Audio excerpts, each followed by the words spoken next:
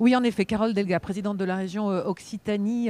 Carole Delga, alors Bonjour. vous êtes, bonsoir et merci d'être là. Vous êtes venue ici au forum Le Monde Nouveau à Montpellier. Alors forum qui est consacré cette année à la question de la mer, surtout la Méditerranée, avec cette pollution massive. Toute la journée, des scientifiques ont expliqué combien la mer est en train d'étouffer la Méditerranée.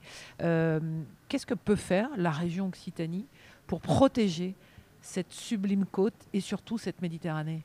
Bonsoir. Alors, la région Occitanie, elle fait déjà beaucoup. Elle fait beaucoup par des actions sur, par exemple, l'érosion du trait de côte et nous mettons en place des récifs artificiels pour justement limiter cet effet de reculement de nos plages. Nous faisons aussi beaucoup pour la protection contre les pollutions et tout particulièrement contre le plastique. Nous avons lancé avec le Parlement de la mer des actions pour réduire les emballages, des actions pour collecter ces déchets flottants, des actions aussi pour le recyclage. Nous soutenons une entreprise de l'Hérault qui fabrique des lunettes 100% en produits de plastique recyclés issus des produits de la mer. La Commission européenne a attribué ce vendredi à l'Occitanie le prix européen de l'agriculture biologique dans la catégorie meilleure région. Quand on voit les difficultés des agriculteurs aujourd'hui, les fins de mois difficiles, est-ce que la transformation d'une agriculture traditionnelle en bio, forcément ça coûte cher, ça demande des investissements, quel rôle va jouer la région?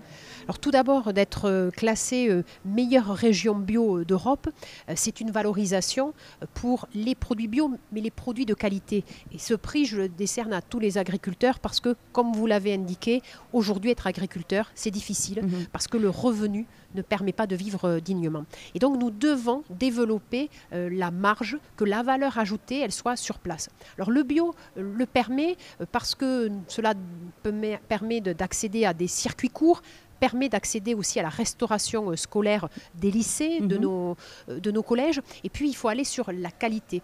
Depuis maintenant 15 ans, en Occitanie, nous développons l'agriculture de la qualité, l'agriculture bio.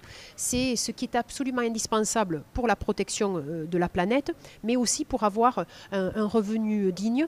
Donc nous devons aider à la transformation, donc par exemple à l'achat de matériel de désherbage mécanique. Nous devons aider aussi pour la promotion des produits, pour les circuits courts, parce que quand on est agriculteur, on n'est pas forcément un bon commercial. Et puis, nous devons donner l'exemple. C'est pourquoi, dans les cantines des lycées, c'est 75% de produits bio, de produits locaux qui vont être consommés. On est déjà à 40% à cette rentrée-là. Et donc, d'ici 4 ans, nous allons fortement progresser. Mais ça veut dire quoi? Ça veut dire que l'objectif pour vous, c'est d'être tout en bio? C'est une des réponses? Est-ce que tout le monde peut passer en bio? Non, tout le monde ne peut pas passer en bio. Aujourd'hui, un quart des exploitations bio de France sont en Occitanie. Donc nous avons la plus grande progression. Alors, nous allons continuer à soutenir cette progression, mais à toujours être sur l'agriculture de la qualité. Parce qu'il ne faut pas être dogmatique.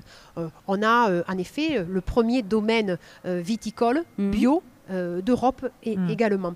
Mais il y a certaines productions ou certaines configurations géographiques qui ne permettent pas d'être en bio. Et donc là, il faut aller vers une agriculture de la qualité où en fait, on a une transformation du produit sur place, ce qui permet de garder la valeur ajoutée, ce qui permet de créer l'emploi sur place. Mais Carole Delga, est-ce que le bio peut répondre à la crise climatique aujourd'hui? Le bio répond à la crise climatique parce qu'il a un impact environnemental moindre. Et puis, en Occitanie, il faut être objectif. Nous avons des conditions météorologiques qui favorisent la culture du bio. Par rapport à d'autres régions beaucoup plus pluvieuses, nous avons besoin de moins de traitement. Mais on ne doit pas être sur une seule filière. Oui, il faut soutenir le bio, mais il faut soutenir l'ensemble des agriculteurs. Et il faut soutenir, vraiment, je suis acharnée sur ça, l'agriculture de la qualité. Il faut soutenir l'agriculture familiale. L'agriculture, en fait, à taille humaine. Traditionnelle encore. L'agriculture traditionnelle. Et c'est comme ça qu'il pourra y avoir un revenu digne et comme ça qu'il y aura aussi un renouvellement des générations et qu'il y aura moins de désespérance dans nos campagnes. Pourtant, la problématique, c'est à chaque échelle, c'est le prix pour le consommateur et c'est aussi le prix d'achat pour l'agriculteur. Donc la région a quel levier pour essayer de sécuriser les deux côtés? Je vais vous prendre un exemple, la viande.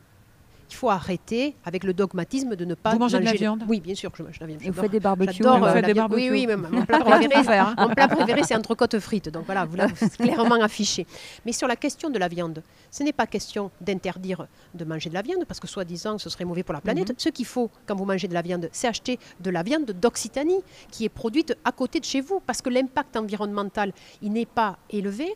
Et bien entendu que le prix d'un kilo de steak produit en Occitanie, il est plus cher que celui qui est produit aux hormones en Argentine. Mais il vaut mieux en acheter moins et avoir une agriculture qui soit digne en termes de revenus et avoir en termes d'aliments, un aliment de qualité.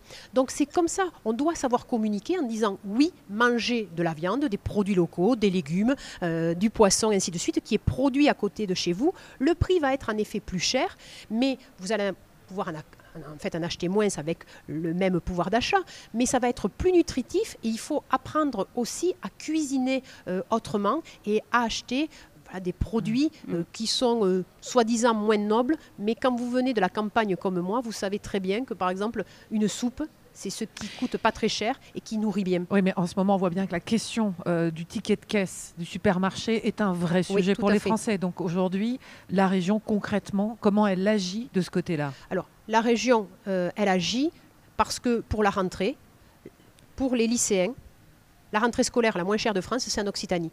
La région, elle fournit l'ordinateur, les livres et le transport scolaire, il est gratuit. C'est-à-dire que les parents, ils n'ont pas 1 euro à débourser, ni pour le transport scolaire, ni pour l'ordinateur, ni pour les livres. La question des transports. En Occitanie, vous êtes salarié, vous avez un abonnement avec le train. Le trajet ne vous coûte pas plus de 1 euro. C'est-à-dire, par jour, c'est 2 euros. C'est hyper compétitif par rapport à la voiture. Et nous continuons aussi à aider, par exemple, avec la rénovation énergétique des logements, où je connais les difficultés de mes concitoyens, c'est la région qui avance même les subventions de la région, mais même de l'État. Parce qu'aujourd'hui, la rénovation énergétique, c'est assez bien subventionné. Tout le monde aimerait bien être oui, mais seulement isolé. Oui, tout à fait, mais il y a des subventions. Mais parfois, vous n'avez pas l'argent pour avancer le montant des travaux et attendre le versement des subventions qui arrivent plusieurs mois, voire un an après. Donc la région, elle fait l'avance. On est vraiment dans l'aspect très pratique des dispositifs. On parle en transport, vous avez appelé dans une tribune le 14 septembre dernier à une révolution ferroviaire en France, avec notamment le souhait de rendre les transports gratuits. Mais comment vous allez financer tout ça? Voilà. Comment j'ai fait? Puisque l'Occitanie, c'est un petit pays, c'est 6 millions d'habitants. Le transport scolaire, il est gratuit sur les 13 départements. Les moins de 26 ans, ils voyagent en train gratuitement. Comment j'ai fait? Tout d'abord en faisant des économies de fonctionnement et par une politique volontariste. Et ce que je dis au gouvernement français et également à l'Europe, nous devons avoir un plan d'investissement massif dans le ferroviaire, parce que si nous ne faisons rien, dans 5 ans, la moitié des lignes ferroviaires seront fermées en France, et en même temps, nous devons avoir une attractivité tarifaire. Il faut que la SNCF baisse ses prix. Il faut que la SNCF baisse ses prix, mais il faut que le gouvernement français et également l'Europe, à travers des subventions, aide pour faire beaucoup plus de travaux. Oui, c'est possible, parce que quand vous avez une tarification qui est très basse ou gratuite, en fait, vous avez la fréquentation qui augmente et vous créez l'habitude de prendre le train. Mais il faut également que les trains soient à l'heure. C'est indispensable. C'est un combat, mais c'est possible. Carole Delga, dimanche dernier, vous étiez à Bram, vous avez réuni les rencontres de la gauche. 1700 personnes sont venues pour des débats, des forums, des discussions. Vous-même, vous dites, vous êtes surprise par cette affluence. Pourquoi ? Oui, parce que ça m'a fait vraiment plaisir qu'un dimanche matin, dès 10h, il y ait autant de monde qui viennent travailler, puisque j'avais organisé des ateliers, 5 ateliers sur des sujets très divers, comme l'éducation, comme le travail, comme le réchauffement climatique, comme la lutte contre l'extrême droite. Eh bien, il y avait 1700 personnes qui sont venues travailler, des horizons de la gauche qui sont très différents. Toute la gauche ? Et qui ont voulu construire, c'était un événement public. Donc, toute personne, d'ailleurs, de gauche ou pas, toute personne pouvait s'inscrire. Et j'avais fait en sorte que l'arc de la gauche soit représenté. Donc Ruffin était invité, il n'a pas pu venir. Mais moi, je tiens à rappeler qu'aujourd'hui, la gauche, elle doit faire des propositions concrètes. C'est ce qu'attendent nos concitoyens. Elle doit être unie, mais elle ne doit pas être dans la petite phrase. Elle doit être dans un projet de société pour répondre aux défis de demain. Vous répétez souvent d'ailleurs qu'il faut une gauche qui travaille. Oui. Au travail, au travail. Oui, tout Parce à que est-ce que travailler, c'est une valeur de gauche? C'est une valeur de gauche, bien entendu. Ou est-ce que c'est une valeur tout court?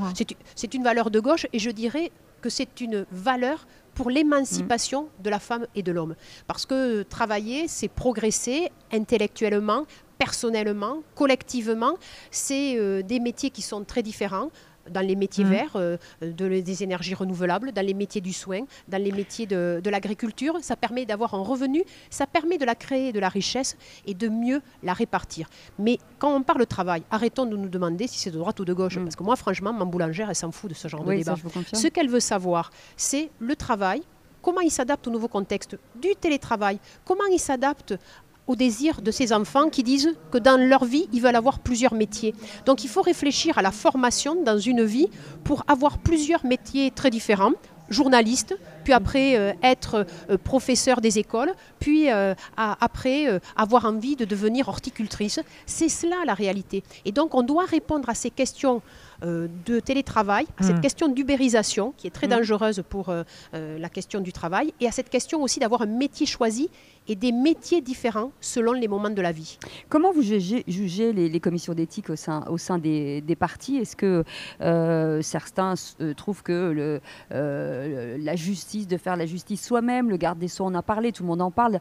Quel est votre avis sur ce point-là? Alors tout d'abord, je pense qu'il y a un état de droit en France et c'est une chance. On a un état de droit, donc il faut laisser la justice faire son travail. Vous faites référence à toute la polémique autour des violences faites aux femmes, l'affaire Catanins, l'affaire Bayou. Donc tout d'abord, moi, je tiens à dire que quand on est un responsable politique, les premières paroles, elles doivent aller aux victimes. Cela, ça vous a c'est choqué, un préalable. Oui, j'ai été choquée en de la réaction. J'étais choquée tout simplement en tant que Française. J'ai été choquée que Jean-Luc Mélenchon, sa première réaction, elle ne soit pas pour la victime. Et ensuite, on doit avoir des groupes de parole au sein des partis. Et là, quand même, pour le coup, la gauche, elle est moteur sur ce sujet, parce que je suis désolée de le rappeler, c'est que dans les partis de droite ou d'extrême droite, ça n'existe pas.